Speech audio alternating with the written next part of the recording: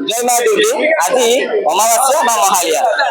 अमावास्या माँकर काटियात अनुष्ठित हुए पुरी जिला चंदनपुर ग्राम जो युवपीढ़ी मैंने आयोजित कर काठी जात्रा अनुष्ठित सामिल होगा कैमेरामैन को अनुरोध करी देखो ये हूँ गोटे क्विंटाल ओजन काठी तादे बहुत शाढ़ी दि जागले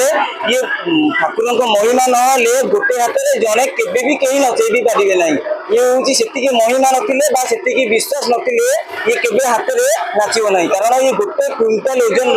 माँगर ये काठी जात्रा ये हूँ सब बड़ कथा हूँ केवल आम चंदनपुर ग्राम विभिन्न ग्राम ग्रामर जो युवपीढ़ी मैंने अच्छा जो मैंने कि खाली राति निष्ठार सह अच्छा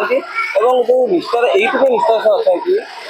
भक्ति में कले शक्ति मिले आ शक्ति ही मिलते ही आज से काठी आज उठी हम आ माँ आज सब गाँ गाँ देखिए प्रदर्शन कले आम से आलोचना करवा आम से युवपीढ़ी मानक केते उत्साह से आज से माँ को नेले परिचय परिचयटा राजेश साहू और आम साईर सब युवपीढ़ी मैंने मो सहित अच्छा माँ को काठी यात्रा उपलक्षे ये एक मेली आपण मैंने देखिपुं माँ को काठी यात्रा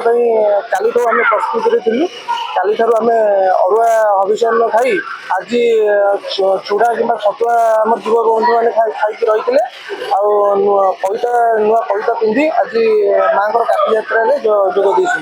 कहले काली तुम किसी खाई ना देहरे बल ना देह शक्ति अच्छी शक्ति से माँ करुणा समस्त आलोचना कर माँ बहुत ओजन किए कहते 80 केजी किए कहते क्विंटाल कितु माँ को हाथ में धरवा मात्रे आम गोटे तुला धरला भाया महसूस करता माँ को गोटे थर मुंडिया मार सारापर आम हाथ में मानने ओजन मानने परिवेशन कर पचास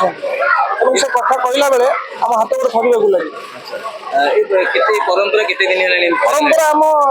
बाप जेज यहाँ चली आसी भी पचारे सी के बहुत पुराना परंपरा खुशी लगुच गाँव खुशी खुशी तो माने खुशीटा कही हेनी मैं शब्द कही हेनी खुशीटा ग्रामर कौ कौ पिला माने गाँव मुख्यतः समस्त सामिल होती दुई जन सेवायत यार परंपरा को बजाय रखुच्च गोटे बारिक सेवायत गोटे ब्राह्मण सेवायत बारिक सेवायत